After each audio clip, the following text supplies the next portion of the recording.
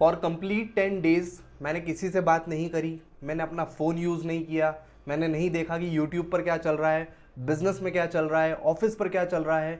मैं बस चुप था, with my thoughts, with my mind in a deep state of relaxation. बहुत डिफिकल्ट था।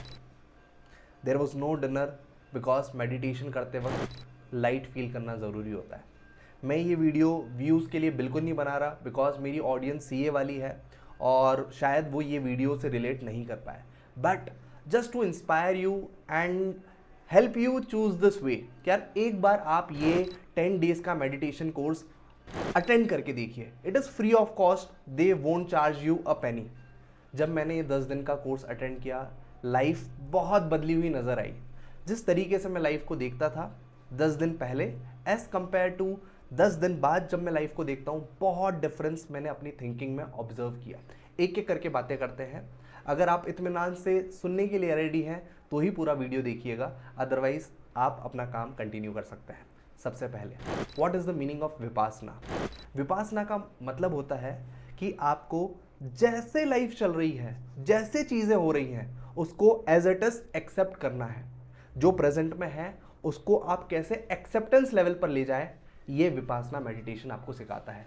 जर्नी बहुत डिफिकल्ट होती है, हर बार हमको ये सिखाया जाता है कि प्रेजेंट में रहो, अभी जो चल रहा है वही सबसे इंपॉर्टेंट है, बिकॉज जो पास्ट है वो चले गया और फ्यूचर आपके प्रेजेंट के एक्शंस पर डिपेंड करता है।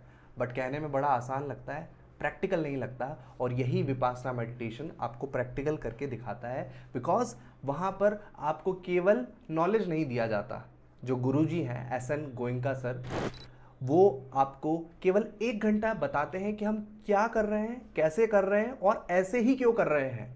बाकी के 11 आवर्स, बिकॉज टोटल 12 आवर्स का मेडिटेशन का प्रोसेस होता है, मेडिटेशन का टाइम टेबल होता है, केवल 1 घंटे आपको सिखाया जाता है कि हम ऐसा क्यों कर रहे हैं, बाकी 11 आवर्स हमको प्रैक्टिस करना होती है।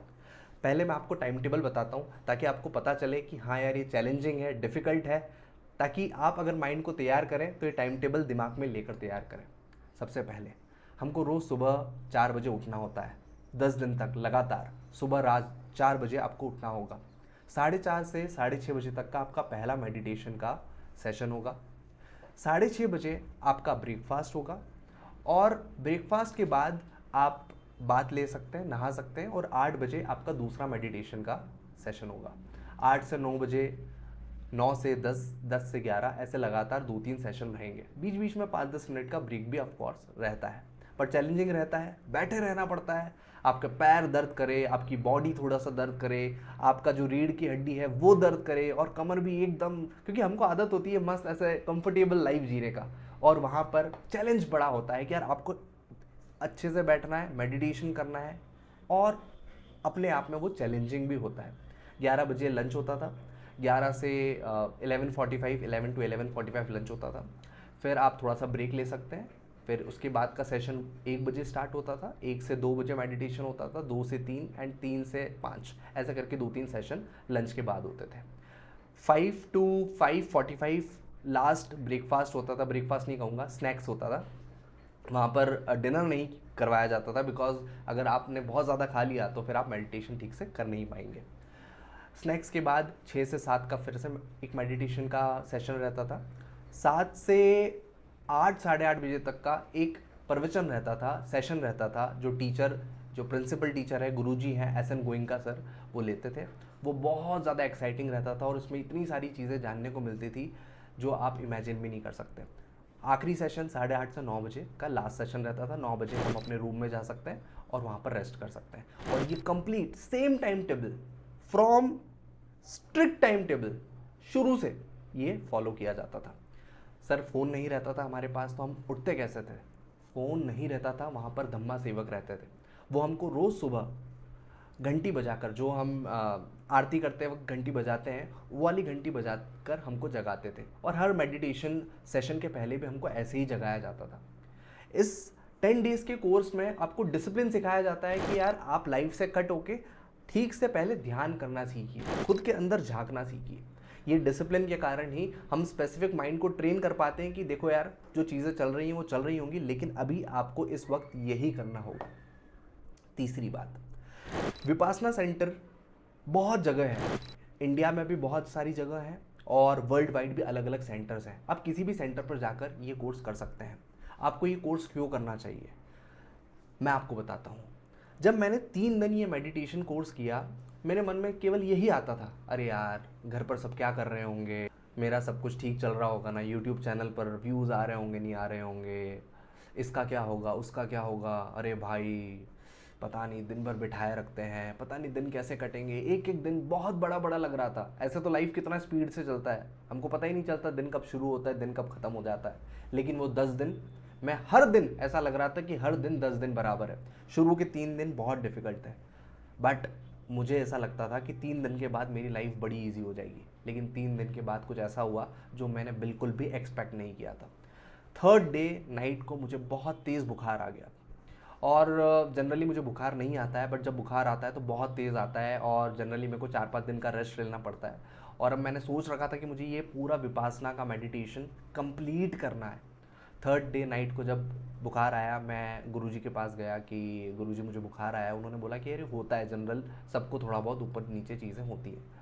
4th डे बहुत इंपॉर्टेंट था बिकॉज उसी दिन विपासना सिखाया जाता था कि मेन विपासना क्या होता है। बट कैसे तैसे मैंने दवाई लिया और जो कंबल उन्होंने मुझे दिया था ना, मैं स्वेटर लेकर नहीं गया था, मुझे लगा क्लाइमेट इतना ज़्यादा नहीं होगा ख़राब, तो मैं कंबल लेकर चले गया था और वहीं बैठा रहा 3 दिन तक लगातार। फीवर में भी बस ऐसे ही सेम टू सेम खुद को बांध के मेडिटेट करता रहा।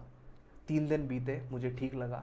और जब 7th डे से जो मुझे एक्सपीरियंस हुआ, आप जब बॉडी लेवल पर एकदम शांत हो जाते हो, एकदम आपको समझ में आता है कि यार लाइफ क्या है। सिंपल सी चीज़ें वो सिखाते हैं आपको कि यार आपको स्टिल बैठना है और आपको अपने मन को अलग अलग अपने बॉडी के हिस्सों पर, अंग पर ले जाकर रखना है और वहाँ पर आपको फील करना है आपको क्या सेंसेशंस हो रही हैं, क्या संवेदना हो रही है।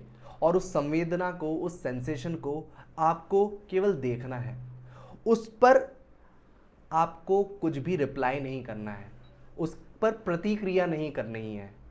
उसके अगेंस्ट में आप द्वेष की भावना, ईर्ष्या की भावना, सुखद भावना, राग वाली भावना, जिसको हम बोलते हैं ना अच्छी फीलिंग बुरी फीलिंग, नहीं लानी है।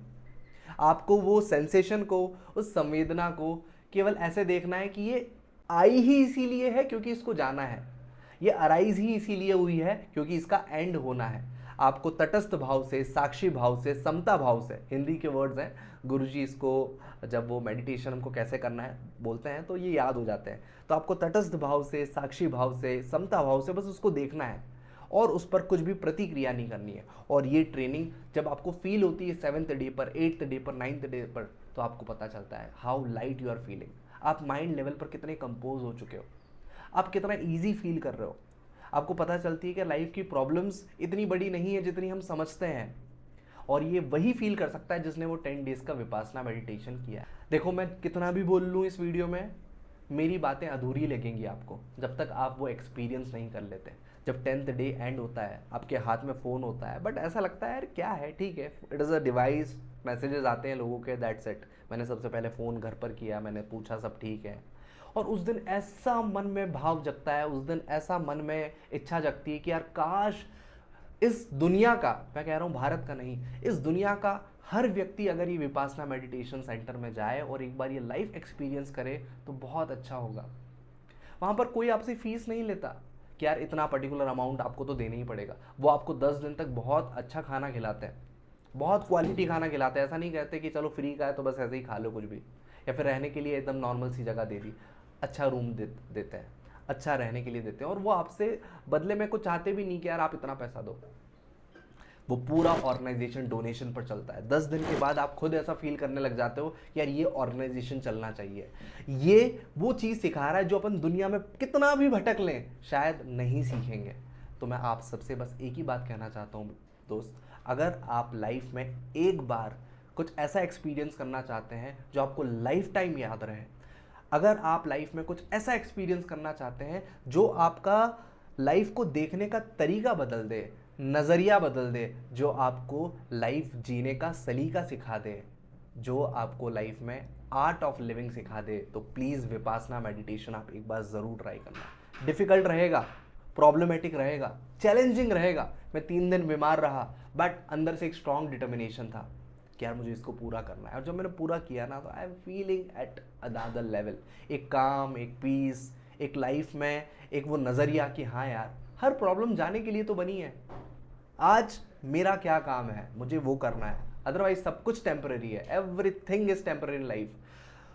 गुरुजी हमको धर्म का मतलब सिखाते हैं, वो धर्म जो सब पर लगता है, जो इंसान हर जगह का, हर श्रेणी का क्यों ना हो, वो सब पर लगता है, ऐसा धर्म सिखाते हैं। आग का क्या धर्म है, जलना और जलाना, वैसे ही धर्म ऐसा है जो सब पर लगे, ये सिखाते हैं। ये मैं बातें आपको कुछ भी कितनी भी बोल लूँ, बट प्लीज़ आप इसको एक बार एक्सपीरियंस करके आइए, एक बार इसको महसूस करके आइए, और मुझे ज़रूर बताइएगा आपका एक्सपीरियंस कैसा रहा।